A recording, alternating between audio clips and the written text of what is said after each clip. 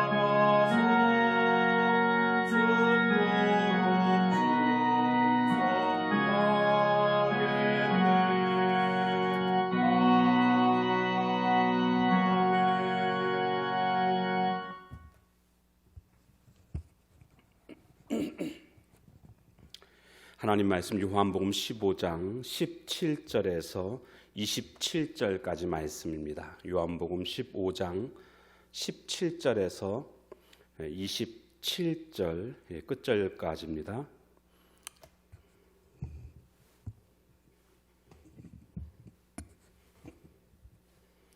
자, 말씀 보겠습니다. 내가 이것을 너희에게 명함은 너희로 서로 사랑하게 하려 함이라. 세상이 너희를 미워하면 너희보다 먼저 나를 미워한 줄을 알라. 너희가 세상에 속하였으면 세상이 자기의 것을 사랑할 것이나 너희는 세상에 속한 자가 아니요 도리어 내가 너희를 세상에서 택하였기 때문에 세상이 너희를 미워하느니라. 내가 너희에게 종이 주인보다 더 크지 못하다 한 말을 기억하라. 사람들이 나를 박해하였은즉 너희도 박해할 것이요 내 말을 지켰은즉 너희 말도 지킬 것이라. 그러나 사람들이 내 이름으로 말미암아 이 모든 일을 너희에게 하리니 이는 나를 보내신 이를 알지 못함이라. 내가 와서 그들에게 말하지 아니하였더라면 죄가 없었으려니와 지금은 그 죄를 핑계할 수 없느니라.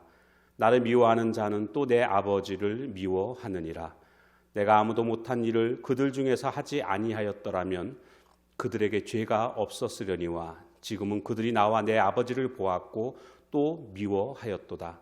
그러나 이는 그들의 율법에 기록된 바 그들이 이유 없이 나를 미워하였다 한 말을 응하게 하려 함이라. 내가 아버지께로부터 너희에게 보낼 보혜사 곧 아버지께로부터 나오시는 진리의 성령이 오실 때에 그가 나를 증언하실 것이요 너희도 처음부터 나와 함께 있었으므로 증언하느니라. 아멘.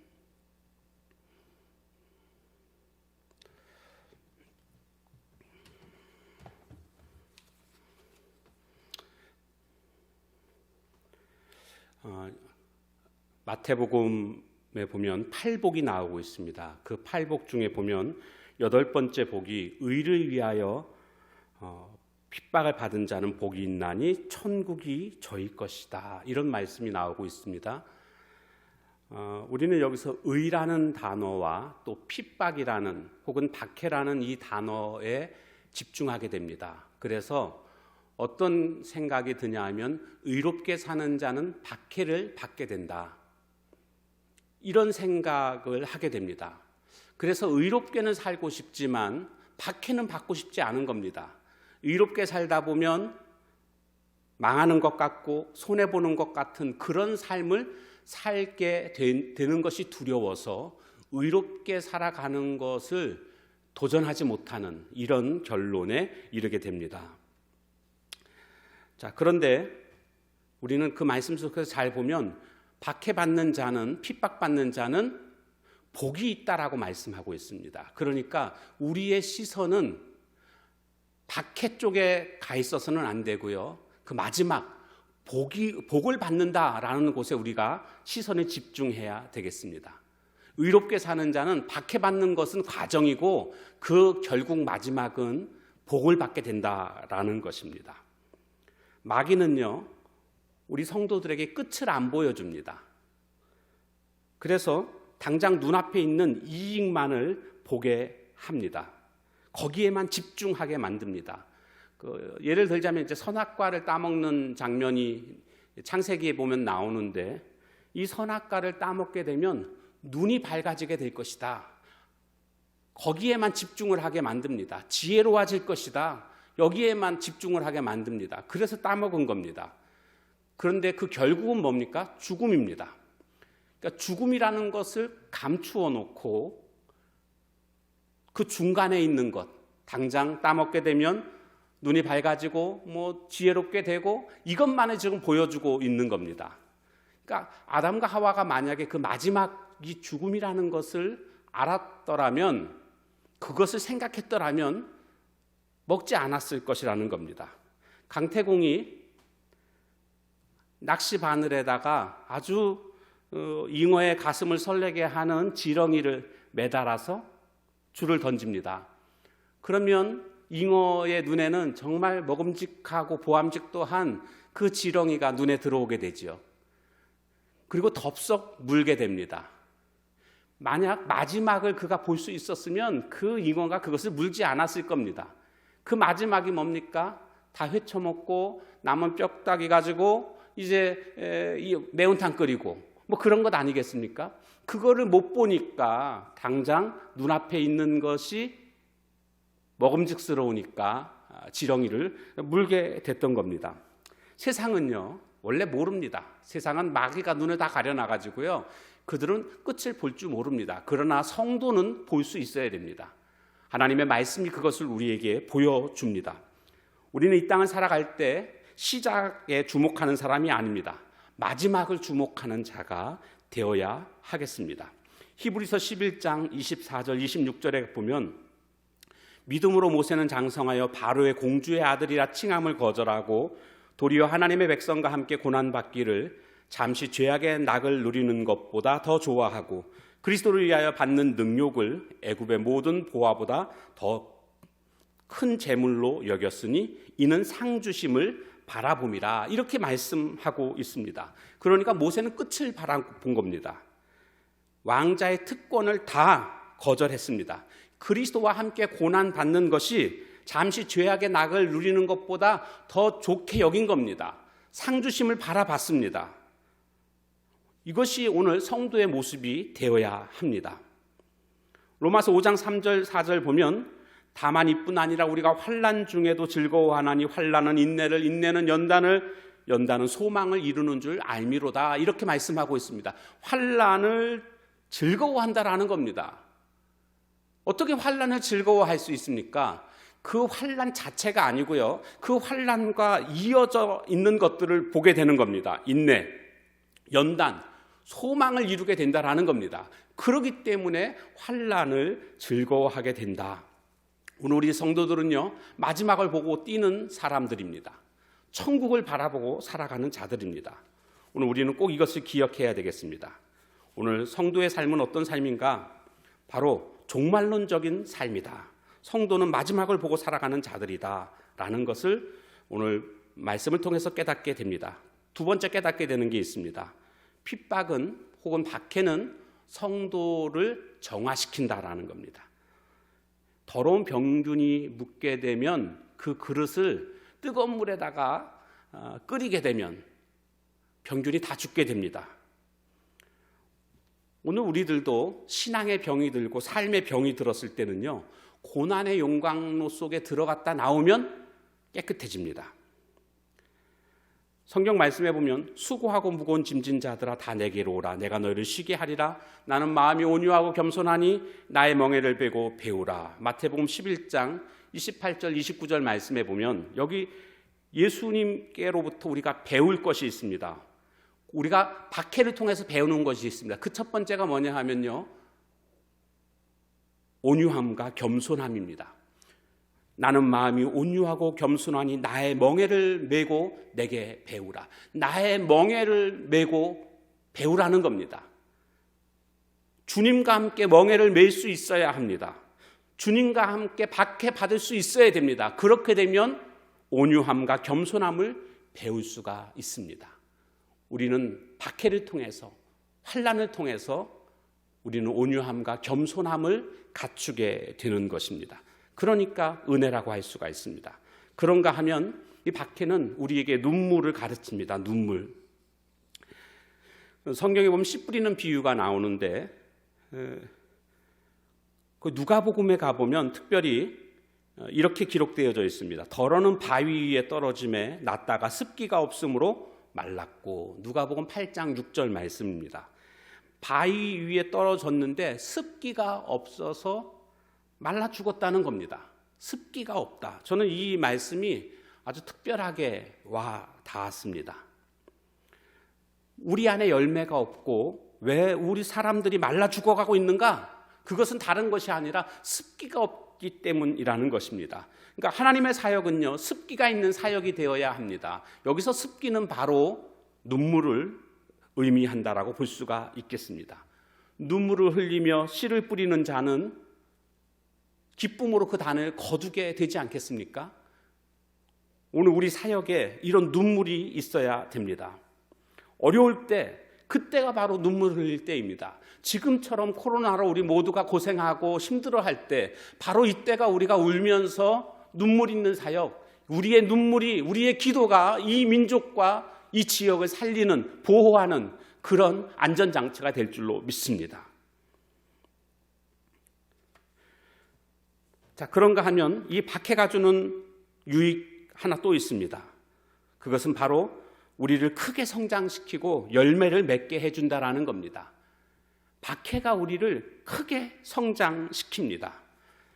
1970년도 이후에 미국으로부터 한국으로 유입된 것 중에 교회 성장학이라는 것이 유입이 됐습니다. 그런 학문이 들어오게 됐는데, 교회가 성장하기 위해서는 주차장이 넓어야 되고 교통이 편리해야 되고 또 건물이 또 안락한 분위기를 그렇게 주어야 한다, 등등의 이런저런 내용들을 담고 있습니다. 그런데요, 그대로 했더니 결국 어떻게 됐는지 아십니까? 교회당은 커졌습니다. 교회당은 커졌는데, 그리고 엄청난 시설들이 교회 안에 들어오게 됐습니다. 그런데 영혼들은 다 메말라갖고 주님을 떠나는 사람들, 그래서 교회가 텅텅 비는 이런 일들이 벌어지고 있다라는 것입니다. 여러분, 진정한 부흥은요, 이렇게 어떤 좋은 조건 하에서 부흥이 일어나는 게 아닙니다. 교회사에서 가장 경이적인 부흥을 이룬 때가 언제인지 아십니까? 초대교회 때입니다. 초대교회. 이 초대교회 때는요, 생명 내놓고 예수님 믿고 따랐습니다. 그래서 카타콤, 지하 동굴에 들어가서 거기서 생활했습니다. 왜냐하면 걸리면 다 순교할 수밖에 없는 상황이었기 때문에 그렇다라는 겁니다. 그런데 그때가 가장 부흥했더라는 것입니다. 어떤 의사분이 쓴 글에 보니까 그런 글이 나오더라고요. IQ가 150이 넘는 아이들을 살펴봤더니 공통점들이 나타나더라는 겁니다. 그게 뭔가 했더니 돌 이전에 홍역을 앓거나 독감을 앓았던 아이들이 IQ가 150이 넘더라는 겁니다. 물론 뭐 100%는 아니겠지만 하여간 그런 일들이 많이 있었다는 거죠. 그런 공통점이 있다라는 거죠. 아마도 너무나 어릴 때에 그런 큰 병을 앓다 보니까 그것이 뇌에 어떤 자극이 돼서 뇌 세포가 활성화되고 그것을 이김으로 말미암아 오히려 더 IQ가 높아졌다라는 겁니다. 거꾸로 말하면 우리가 머리가 나쁜 이유가 뭐겠습니까? 너무 건강하기 때문입니다. 너무 평탄하게 사니까, 삶에 어려움이 없으니까 머리 쓸 일이 없는 겁니다. 그러다 보니까 머리가 점점 둔해지는 이런 것이 아닐까, 이런 생각을 해보게 되는 것입니다. 오늘 우리 삶에 박해가 찾아올 때에 이 박해는 오늘 우리의 삶을, 우리 성도들을 정화시키는, 그래서 온유함과 겸손함을 배우게 해주고 눈물 있는 사역을 할 수 있게 해주고 또한 크게 성장시키고 열매를 맺게 해주는 그런 역할들을 한다라는 것을 우리는 또한 깨닫게 됩니다. 마지막 세 번째로는 세상 속에서 불편한 것이 정상이다. 오늘 본문을 통해서 깨닫게 되는 교훈 세 번째는 이 세상 속에서 살아가는 것이 성도들은 불편해야 정상입니다. 18절 19절 말씀을 보게 되면 온 세상이 너희를 미워하면 너희보다 먼저 나를 미워한 줄을 알라. 너희가 세상에 속하였으면 세상이 자기의 것을 사랑할 것이나 너희는 세상에 속한 자가 아니요 도리어 내가 너희를 세상에서 택하였기 때문에 세상이 너희를 미워하느니라. 이렇게 말씀하고 있습니다. 그러니까 오늘 성도들은요, 세상과 전혀 다른 기준, 세상과 전혀 다른 가치관을 가지고 살아가는 자들이라는 것입니다. 그렇기 때문에 세상과 부딪힐 수밖에 없습니다. 우리가 빛이라고 하면 세상은 어두움입니다. 그러니까 어두운 빛을 싫어합니다. 빛을 비추면 자신의 모습들이 다 드러나기 때문에. 예를 들자면 모두가 다 거짓을 행하며 살고 있는데 한 사람이 정직하게 진실되게 살아가면은요, 그 한 사람 때문에 자신들의 그런 더러움과 거짓됨이 다 드러나지 않겠습니까? 그러니까 미워하는 겁니다. 세상 속에서 미움을 받는 것은 당연하다, 이 말씀을 하고 있는 것입니다. 그래서 종이 주인보다 더 크지 못하다, 이런 말씀이 나오는데 20절에 나오죠. 20절 말씀에 보면 이 말씀이 나오는데 종이 주인보다 더 크지 못하다. 이 말씀의 의미는 뭡니까? 주인이신 예수님도 핍박받았는데 종인 오늘 우리들은 핍박 안 받으려고 해서는 안 된다라는 겁니다. 우리도 마땅히 박해를 받을 줄 알아야 된다라는 겁니다. 우리가 결국에는 주님과 함께 영광을 받을 자들 아닙니까? 그렇다고 한다면 지금 우리는 주님과 함께 박해도 받을 수 있는 자가 되어야 합니다. 성주순례 가보면 예수님께서 골고다 언덕을 십자가를 지고 올라가시는데 그 순례길이 있지 않습니까? 쫓아서 올라갑니다. 예수님 쓰러졌던 곳에서 나도 쓰러지고, 예수님이 목마르다 뭐 하시면 목마르다고 하고, 뭐 예수님이 가셨던 그 흔적을 따라서 그대로 합니다. 심지어는 어떤 사람은 그 예수님이 걸어 올라가신 그 길을 무릎으로 올라가는 사람도 있습니다. 무릎이 다 까지겠죠. 그러면서 이제 주님의 고난에 동참했다, 이런 생각을 하게 되는 거죠. 거기 가보면 그 메달을 판다고 합니다. 그 메달에 뭐라고 쓰여져 있냐면 나는 주님의 고난 동지다, 이렇게 메달에다가 그 글을 새겨놓고 그것을 판다고 하는데, 이제 그거 사가지고 목에다 걸고 사진 찍고 그런 만족함을 누리고 내려온다라는 거죠. 여러분, 이게 진짜 고난에 동참한 겁니까? 이 고난에 동참한 거 아닙니다. 고난에 동참한다는 것은요, 예수님 때문에 조롱당하고 예수님 때문에 비웃음 받고 멸시받고, 이것이 우리의 삶 속에서 나타날 때에 우리는 내가 주님 때문에, 복음 때문에 고난받았다, 이렇게 말할 수 있는 것입니다. 우리가 노방전도를 간혹 나가는데, 노방전도 나가서요, 전도 못해도 괜찮습니다. 아무도 결신하지 않고 그냥 돌아와도요, 저는 어떤 생각이 있냐면요, 그냥 우리 복음 전하는 것 때문에 나가서 좀 조롱도 당하고 비난도 받고 멸시도 받고 좀 그렇게 좀 하자는 겁니다. 왜요? 주님이 그 길을 걸어가셨기 때문에 오늘 우리가 그렇게 복음 때문에 그와 같은 모습들이 있다고 한다면 그것이 주님이 원하시는 모습이 아니겠는가 이렇게 생각해 보게 되는 겁니다. 예수님이 세상과 충돌하셨습니다. 오늘 우리 제자들인 우리들도 세상과 동화될 수 없습니다. 충돌할 수밖에 없고 그래서 세상에 나가면 불편합니다. 세상 사람들과 어울리는 것 자체가 아주 힘들다라는 것을 깨닫게 됩니다.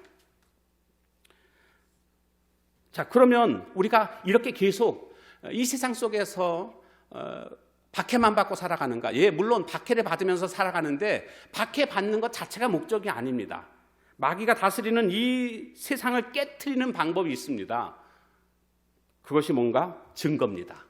그것이 복음을 증거하는 것입니다. 26절과 27절 말씀에 보면 복음 증거자로서 살라는 것을 우리에게 말씀해 주고 있습니다. 그런데 복음 증거를 위해서 하나님 준비하신 것이 두 가지인데 26절 내가 아버지께로부터 너희에게 보낼 보혜사 곧 아버지께로부터 나오시는 진리의 성령이 오실 때 그가 나를 증언하실 것이요. 첫 번째는 성령님을 준비해 주셨습니다. 두 번째 27절에 보니까 너희도 처음부터 나와 함께 있었으므로 증언하느니라. 두 번째는 성도입니다. 여기 보면 나와 함께 있었으므로 증언하느니라. 이 말씀을 헬라어 원문으로 보게 되면 너희도 역시 증거하여야만 한다. 성령께서 증거하시고 오늘 성도들인 오늘 우리들이 복음을 증거하는 그런 삶을 통해서 이 마귀가 다스리고 있는 이 세상을 깨트리고 이 박해 많은 세상에서 우리가 살아가는 사명자로서의 삶을 살아갈 것을 말씀하고 있습니다. 성도는 이 땅에서 무엇을 하는 존재입니까? 증거하는 존재여야 한다라는 것을 말씀해 주고 있는 것입니다.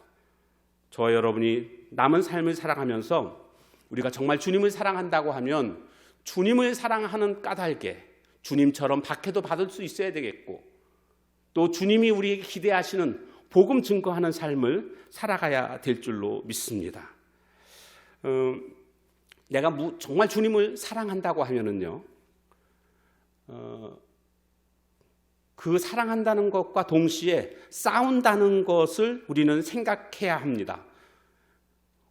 내가 주님을 정말로 사랑한다. 그러면 주님이 싫어하는 것과 나는 싸워야 된다. 이 생각을 해야 된다라는 것입니다. 예를 들어서 환경보호론자가 환경을 사랑하면은요, 환경을 파괴하는 오염들과 싸우는 것이 그들이 해야 할 일입니다.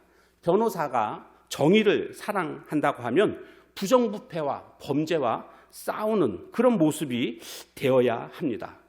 어떤 자매를 형제가 사랑한다고 가정해 봅니다. 근데 밤에 데이트를 하는데 깡패가 나타나서 너 죽고 싶어 살고 싶어 막 이러면서 괴롭힙니다.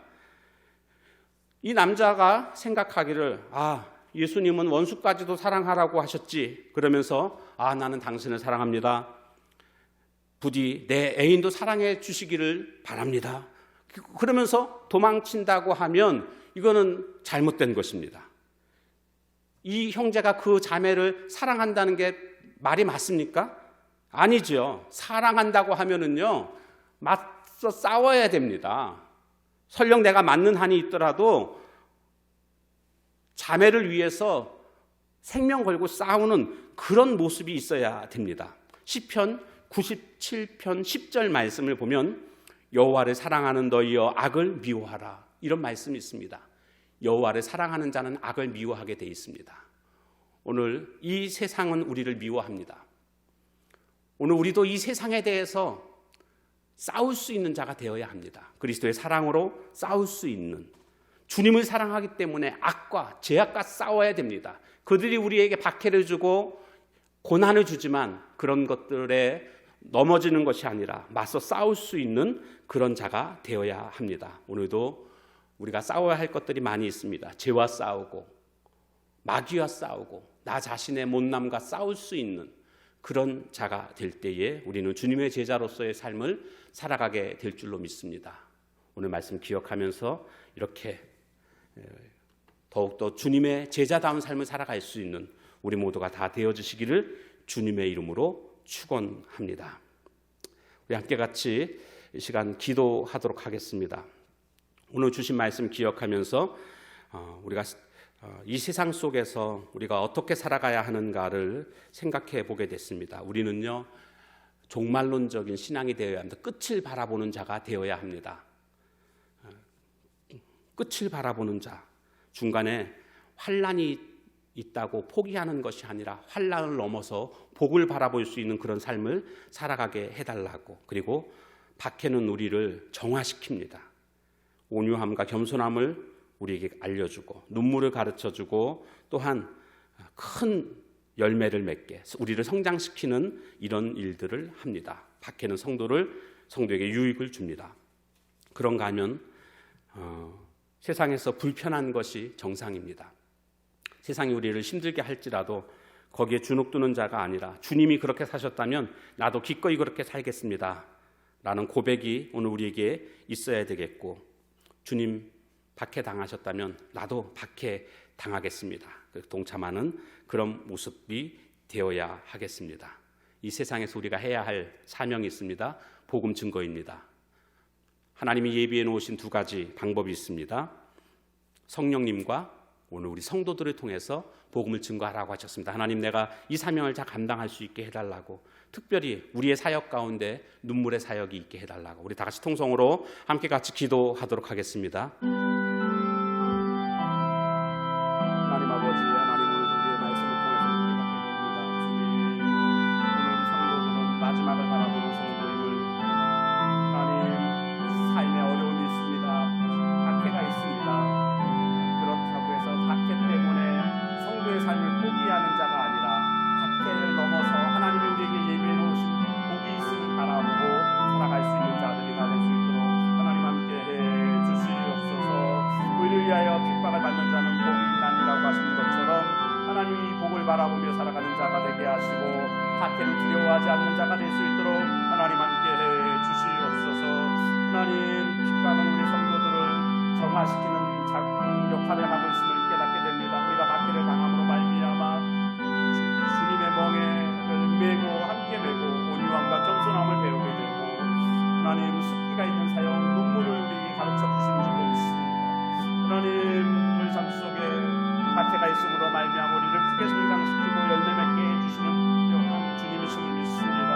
하나님, 박해에 이런 유익이 있음을 알고 박해를 거절하기보다는 박해를 넘어서 하나님 우리에게 주신 유익, 그 복을 바라볼 수 있는 저희들의 삶의 모습이 되게 하나님 인도해 주시기를 간절히 기도하고 소망합니다. 하나님, 세상에서 불편한 것이 정상임을 깨닫게 됩니다.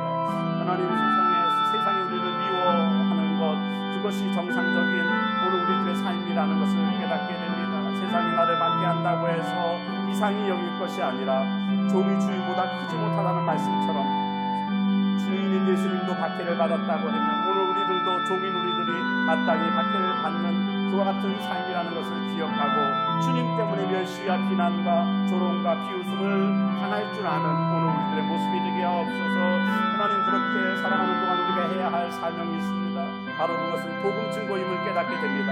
하나님, 복음 증거하는 삶을 살아갈 수 있도록 하나님 함께 해 주시옵소서. 복음 증거하는 것, 바로 그것은 주님을 사랑하는 삶 때문에 그것을 깨닫는 주님 인도해 주실 줄 믿습니다.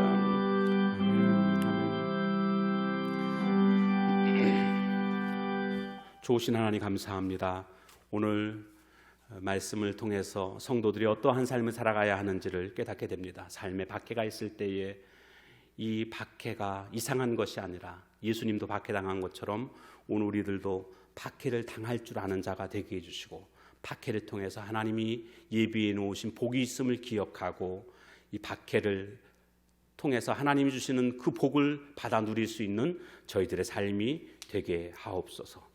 박해받는 중에 우리가 해야 할 일은 바로 복음 증거하는 일인 줄로 믿습니다. 성령님을 통해서 또 우리를 통해서 복음 증거하라고 말씀하셨사오니 복음 증거하는 삶을 통해서 하나님의 영광 나타내는 저희들 모두가 되게 하옵소서. 특별히 하나님 간구합니다. 코로나로 인하여서 어려움 가운데 있습니다. 눈물의 사역이 오늘 우리에게 주어진 일인 줄로 믿습니다. 나라를 생각하며 우리가 정말 눈물로 기도하고 이 전염병이 속히 사라질 수 있도록 하나님께서 긍휼로 함께해 주옵소서. 예수님의 이름으로 간절히 기도하옵나이다. 아멘. 하늘에 계신 우리 아버지여, 이름이 거룩히 여김을 받으시오며 나라의 마옵시며 뜻이 하늘에서 이룬 것 같이 땅에서도 이루어지이다. 오늘날 우리에게 일용할 양식을 주옵시고 우리가 우리에게 죄 지은 자를 사하여 준 것 같이 우리 죄를 사하여 주옵시고 우리를 시험에 들게 하지 마옵시고 다만 악에서 구하옵소서. 대개 나라와 권세와 영광이 아버지께 영원히 있사옵나이다. 아멘.